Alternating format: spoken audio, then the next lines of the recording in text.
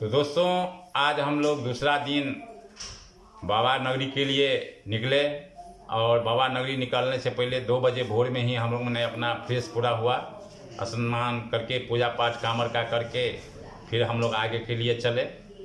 और मनिया मोड़ से लगभग आज फिर हम लोग 28 किलोमीटर निकले और उस दिन हम लोग मनिया मोड़, कुमरसार, उसके बाद जो है सो जिलेबिया होते हुए हम लोगों ने सुइया पहाड़ तक का जो है सफ़र तय किया। उस दिन भी बहुत कष्ट लोगों के साथ हुआ, काहे तो वर्षा नाम का इस महीना में नहीं रहता है, इसीलिए जो लोग सुबह में ही जितना दूरी तय कर लेते हैं, नहीं तो धूप होने के बाद आधा किलोमीटर तक पहुंचने में आदमी को 1-1 घंटा लग जाता है। और बहुत सारे बम जो हैं तो नहीं चल पाते हैं धूप में। और हम लोग के ग्रुप में भी 2-3 बम ऐसे थे जिनको चलने में बहुत कठिनाई हो रहा था और बाबा के नगरी तो सबके साथ जाना था, इसीलिए हम लोग भी उनके साथ धीरे धीरे चलते रहे। जिलेबिया मोड़ में तो पहाड़ चढ़ना पड़ता है और घुमाव पहाड़ है, जो खुद बाबा धाम गए होंगे और ये वीडियो देख रहे होंगे तो खुद समझते होंगे तो रास्ता कैसा है। अब तो पहले जैसा जो रास्ता है, जो आज से हम लोग 20 वर्ष पहले जो जाते थे वैसा रास्ता अब नहीं है। अब तो रास्ते में बहुत सुधार हो चुका है और सुधार के साथ साथ रास्ते में जो वृक्ष लगा दिया गया है, पेड़ लगा दिया गया है, उससे बम को कांवर लेके चलने में बहुत कठिनाई होता है। और कांवर लेके चलने में भी अलग महत्व है, बहुत नियम का पालन करना पड़ता है। नियम का पालन बहुत ज़्यादा करना पड़ता है, बहुत श्रद्धा के साथ जल कांवर लेके चलना पड़ता है। वहाँ का नियम है, अगर आप बाथरूम जाते हैं तो बाथरूम से आने के बाद आपको स्नान करना पड़ता है। स्नान करने के बाद ही आप वो कांवर उठा सकते हैं। अगर आपको पेशाब लगा है, पेशाब करने जाते हैं तो आप पानी लेके पेशाब कीजिए, फिर अपने पूरे देह हाथ को पूरा स्वच्छ होके तब आगे बढ़िए। इस तरह से बहुत सारे जो है सब नियम का पालन करना पड़ता है।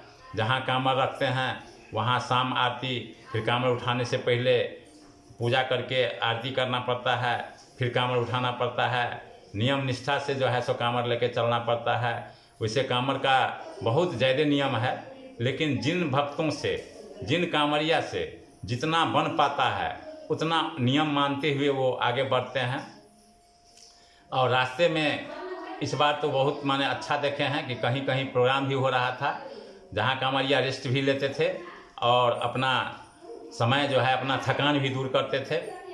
दोस्तों, रास्ते में हर प्रकार की सुविधा उपलब्ध रहता है। बहुत सारे कांवरिया जो हैं जो भांग खा के चलते हैं, बहुत कांवरिया गांजा पी के चलते हैं। बाबा ही जब गांजा लेते हैं तो भक्तों का तो कोई सवाल ही नहीं उठता, और ख़ास के कल्लू के भक्तों का। तो दोस्तों, बोल बम से जो है ना पूरा रास्ता गुंजमान रहता है। आदमी का कतार आप वीडियो में देखिएगा, लगेगा कि कहाँ इतने सारे लोग जा रहे हैं। और सभी लोग बाबा के नगरी देवघर के चलते हैं।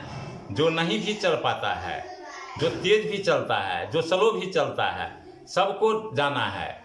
उसी में ऐसा भी बम है जो कोई 3 दिन में जल चढ़ा देते हैं, कोई 4 दिन में जल चढ़ाते हैं, कोई 5वां दिन जल चढ़ाते हैं। हम लोग ऐसा बम थे जो 4था दिन जल चढ़ाए हैं। अभी आज जो है सो हम लोग का दूसरा दिन का कहानी मैं आपको सुना रहा हूँ। दूसरे दिन के कहानी में आपको मैं बता रहा हूँ कि कैसे कैसे हम लोग, मान लीजिए कि दूसरे दिन सुइया तक जाके रुके हैं। और सुइया तक जाने में जो है सो इस बार जो है सो हम लोग सुबह में 2 बजे से जो है सो ज़्यादा चल दिए थे, तो शाम के टाइम में हम लोग को कम चलना पड़ा। शाम के टाइम में जो है सो लगभग हम लोग 10 किलोमीटर चले। इसके बाद हम लोग सुइया पहुंच गए थे। और सुइया में इस बार हम लोग मोटा मोटी 5 बजे में ही अपना कांवर विश्राम दे दिए थे। कांवर विश्राम दे के एक जो है दुकान में ही हम लोगों ने जगह लिया, और दुकान में खाने का, जगह का सब एक ही बार जोड़ के बता दिया जाता है। रात में क्या आपको खाना है, क्या दुकानदार खिलाएगा, ये सब पहले ही दुकानदार से बात करना पड़ता है। तो इस तरह से हम लोग चलें। दोस्तों, अगर ये चैनल बाबा के नाम पर, कांवर के नाम पर आपको पसंद आया हो, बाबा के रास्ते का कहानी आपको अच्छा लगे, तो आप एक लाइक और सब्सक्राइब ज़रूर कीजिएगा, ताकि आप भी समय लगे, समय मिले तो देवघर आने का कष्ट कीजिए। अपना मनोकामना लोग देवघर में बाबा के निकट रखते हैं, उनका मनोकामना सुनते हैं कि अवश्य पूरा होता है। तो दोस्तों, आज का दूसरा दिन हम लोग सुइया में स्टॉप कामर विश्राम दिए थे, और कामर विश्राम देने के बाद रात्रि विश्राम हम लोग सुइया में ही किए। अब मैं आगे अपने वीडियो का विराम यही देता हूँ, और तीसरे दिन का कहानी फिर आपको मैं बताऊँगा। तो बोल बम बोल बम बोल बम, सभी भाइयों बहनों को बोल बम। भगवान सभी को, आप सभी का मनोकामना पूरा करें। इसी के साथ मैं अपने वीडियो को यहीं विराम देता हूं, और आगे का कांवड़ यात्रा भी आपको दिखाऊंगा, जो कैसे रास्ते में कष्ट है और कैसे कैसे बम लोग बाबा के नगरी जाते हैं। बोल बम बोल बम बोल बम। बम बम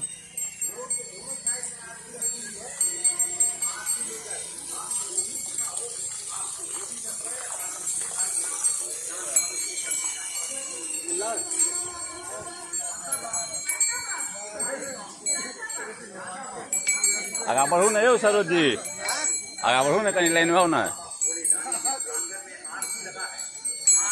बोल बम बोले बम बोल बम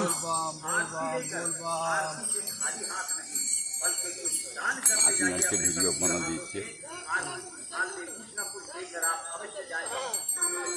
तो दुनिया से सिलियो जब तक यूट्यूब पर लोग रहते तो कहियो कोई देखे रहते हैं।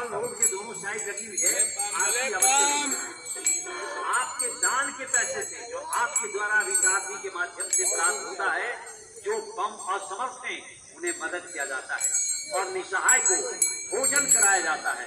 साथ ही जो दंडी बम बाबा हैं उनके लिए इस मंदिर प्रांगण में सारी सुविधा निःशुल्क उपलब्ध कराई जाती है, जैसे भोजन, नाश्ता, रात्रि विश्राम, चाय, शरबत, सब निःशुल्क सेवा प्रदान की जाती है दंडी बम के लिए।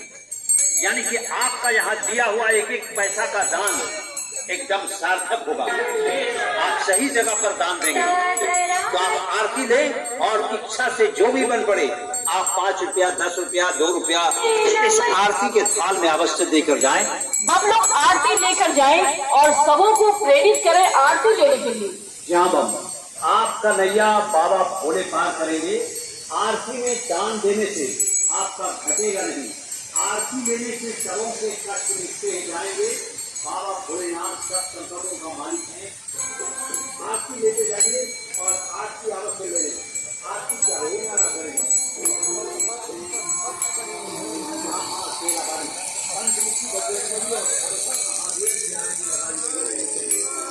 आरती की थाल रोड में दोनों साइड रखी। आप हर व्यक्ति जहाँ पर चल पड़े हैं तो आप दान पुण्य करते करिए। यहाँ आरती लेते जाइए और आरती में आप दान देकर अवश्य आगे बढ़ें। आरती की थाल में आप अवश्य दान करें। आरती लेते जाएगा, आरती लेके ही आरती जाए। बाबा भोलेनाथ आपका बेड़ा पार करें। दान देने से आपका कष्ट दूर होगा।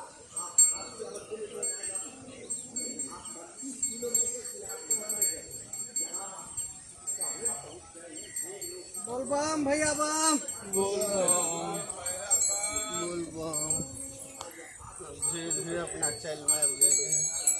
बोल बम भैया बोल बम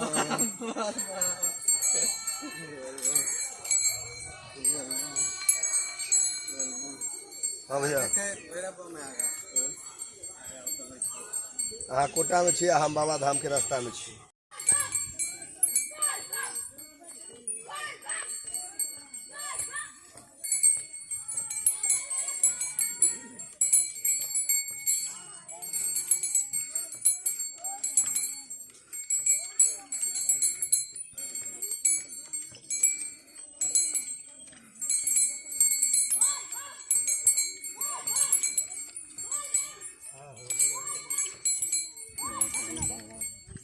बाबा